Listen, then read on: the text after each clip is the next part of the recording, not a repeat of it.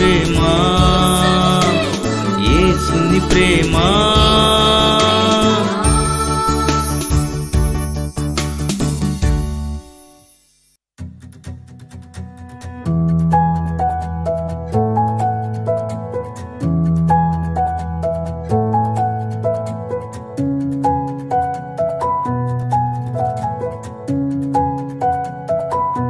స్తుతి నైవేద్యం. Praise the Lord. ప్రభువునందు ప్రియమైన వారలారా, అందరూ బాగున్నారు కదూ? ప్రతి ఒక్కరూ ప్రభువులో ఉండండి. ఇవి భయంకరమైన దినాల్లో మనం ఉన్నాం.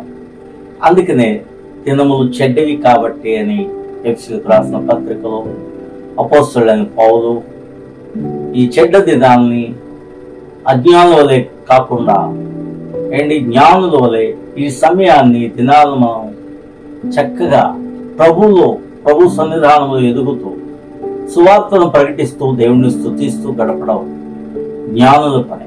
అటువంటి జ్ఞానవంతులైన దేవుని బిడ్డలుగా మీ కుటుంబాలు ఉండాలని నేను ఆశపడుతున్నాను. 125వ కీర్తన 4-5 వచనాలు ధ్యానం చేద్దాం. యెహోవా మంచి వారికి మేలు చేయము, యథార్థ హృదయులకు మేలు చేయము. తమ వంకర త్రోవలకు తొలగిపోవు వారిని పాపము చేయు వారితో కూడా యెహోవా కొనిపోవు. ఇశ్రాయేలు మీద సమాధానం ఉండును గాక. ప్రార్థన చేసుకుందాం.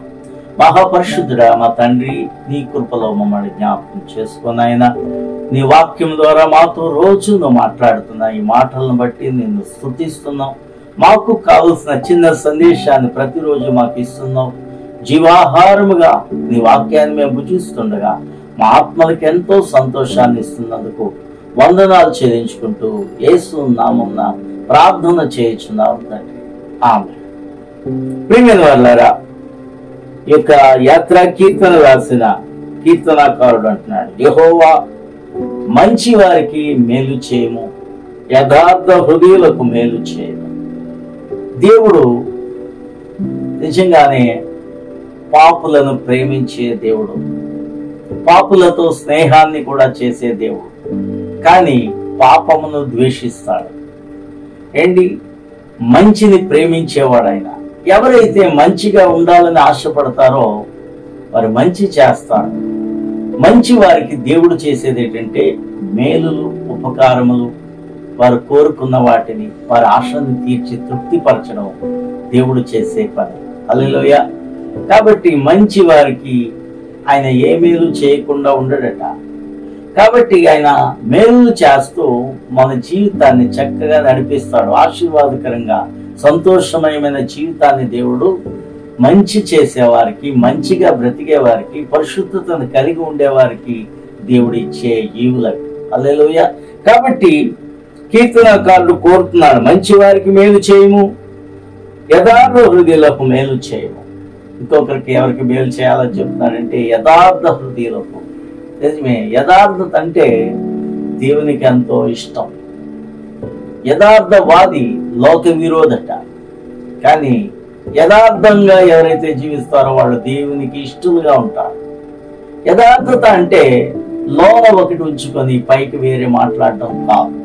ఉన్నదున్నట్లుగా మొహమాటం లేకుండా చెప్పటం. కొంతమందికి చాలా మొహమాటం ఉంటుంది. క్రైస్తవులకు మొహమాటం ఉండకూడదు. ఉన్నది ఉన్నట్లుగా మాట్లాడండి. దేవుడు అంటాడు, అవునంటే అవును, కాదంటే కాదు. అలా ఉండాలట మనం. అంతేగాని అవునని లోన కాదనుకోవటం, లేదంటే ఆ మాటని దాటివేయటం, ఇలాంటి పనులు దేవునికి ఇష్టమో కావు. యథార్థంగా జీవిస్తే నిజంగానే దేవుడు యథార్థాన్ని ప్రేమించే వారికి, యథార్థంగా ఉండేవారికి ఎన్నో గొప్ప కార్యాలు, మేలులు చేస్తూ ఉంటుంటాడు. కాబట్టి నీ జీవితంలో యథార్థంగా ఉండటం నేర్చుకో. నువ్వు యథార్థంగా మాట్లాడడం నేర్చుకో. కాబట్టి పైకి ఒకటి, లోన ఒకటి ఉంచుకోవద్దు ఎప్పుడు కూడా. అది మంచిది కాదు. కాబట్టి కీర్తనకారుడు అంటున్నాడు, యథార్థ హృదయులకు కూడా మేలు చేయము తండ్రి అని దేవుని వేడుకుంటున్నాడు. తమ వంకర త్రోవలకు తొలగిపోవని పాపము చేయవారితో కూడా యెహోవా కొనిపోవు. తమ వంకర త్రోవలకు తొలగిపోయేవారు.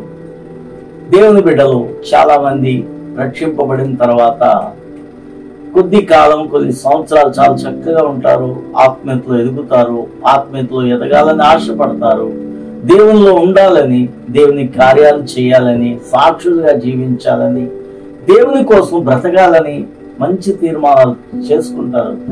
కానీ కొంతమంది అలా ఉండేవారే మరలా వెనుకడుగు వేస్తూ లోకానికి చేరువవుతూ దేవునికి దూరం అవుతూ వారి జీవితాన్ని పాడు చేసుకుంటారు, వంకర త్రోవలకు వెళ్ళిపోతూ ఉంటుంటారు. మరి అలాంటి వారికి దేవుణ్ణి నమ్మలేని వారు ఎలాగైతే నరకానికి వెళ్ళిపోతారో దేవుని మార్గంలో నుంచి తొలగిపోయిన వారు కూడా ఆ నరకానికి వెళ్ళిపోతారు. ఒకవేళ నువ్వు బాప్తీసం పొందాను అని నువ్వు అనుకుంటే ఆ బాప్తీసం ఒకటి సరిపోదు, దేవునిలో మనం జీవించడం నేర్చుకోవాలి. బాప్తీసం పొందిన తర్వాత నువ్వు ప్రభువునే వెంబడించాలి తప్ప లోకాశలకు బానిస అయిపోయి లోకాశల్లో పడిపోయి దేవునికి దూరం అయితే పరలోక రాజ్యానికి మనం చేరలేము. అందుకనే ఇక్కడ అంటున్నాడు, తమ వంకర త్రోవలకు తొలగిపోవారిని పాపము చేయవారితో కూడా యెహోవా కొనిపోవును, ఇశ్రాయేలు మీద సమాధానం ఉండును గాక. హల్లెలూయా. చూసారండి, పాపము చేసేవారితోనే ఇలా రక్షణను పోగొట్టుకున్న వారు కూడా కలిసిపోతారు. అలాంటి వారందరినీ దేవుడు తోడుకొని పోయి నరకాగ్నిలో వేసేస్తారు. కాబట్టి ప్రియమైన వారులారా, ఎప్పుడు వంకర త్రోవలకు వెళ్ళకండి. దేవుని మార్గం తిన్నది జీవ మార్గం, అది ఇశ్రాయేలు మీద సమాధానం ఉండును కాక అంటాడు. ఇశ్రాయేలుకి, దేవుని బిడ్డలైన క్రైస్తవులకి ఏముండాలంటే సమాధానం కావాలి. ఈ రోజున చాలా మందికి సమాధానం ఉండదు. క్రైస్తవ కుటుంబాల్లోనే భార్య భర్తలు సమాధానంగా ఉండరు, పిల్లలతో సమాధానంగా ఉండరు, లేకపోతే పిల్లలు తల్లిదండ్రులతో సమాధానంగా ఉండరు. సాటి దైవ సేవకుడు, సాటి దైవజనంతో సమాధానంతో ఉండడు. కాబట్టి సమాధానానికి కర్త మన దేవుడు.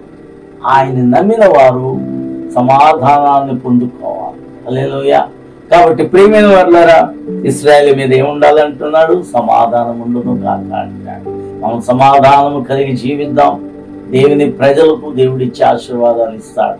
మంచిగా జీవిద్దాం, యథార్థవంతులుగా జీవిద్దాం, మేలులు పొందుకొని, దీవెనలు పొందుకొని, సమృద్ధితో, శాంతితో, సమాధానంతో బ్రతుకుదాం. ఇశ్రాయేలు మీద సమాధానాన్ని దేవుడు తప్పక ఇస్తాడు. దేవుని ప్రజలకు ఆయన సమాధానాన్ని, ఆయన శాంతిని తప్పకుండా అనుగ్రహిస్తాడు.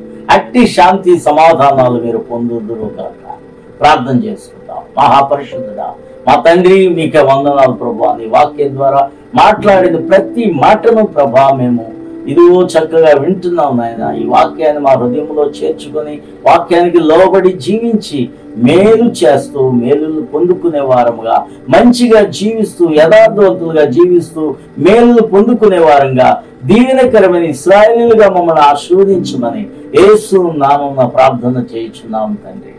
ఆమేన్. ఈరోజు రక్షణ పుట్టినరోజు జరుపుకుంటున్న కడియం సత్యవతిని, అలాగే గట్టు సత్య, వీరిద్దరిని కూడా దేవుడు దీవించి ఆశీర్వదించి వీరికి ఇంకా సంపూర్ణతలోనికి, ఆత్మీయమైన అభివృద్ధిలోనికి దేవుడు నడిపించును గాక. సంపూర్ణ ఆశీర్వాదాలు దేవుడు ఇచ్చును గాక.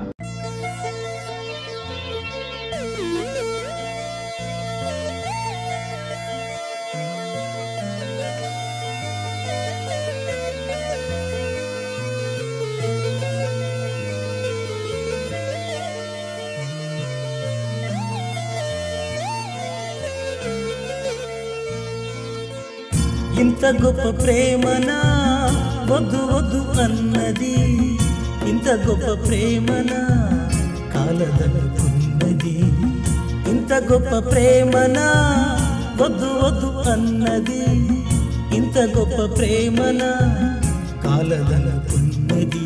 గాయాన్ని కట్టే యేసయ్య, కంటి కన్నీరు తుడిచే యేసయ్య, నీ ప్రేమ గాథనే చాటేదా ఇంత గొప్ప ప్రేమనా.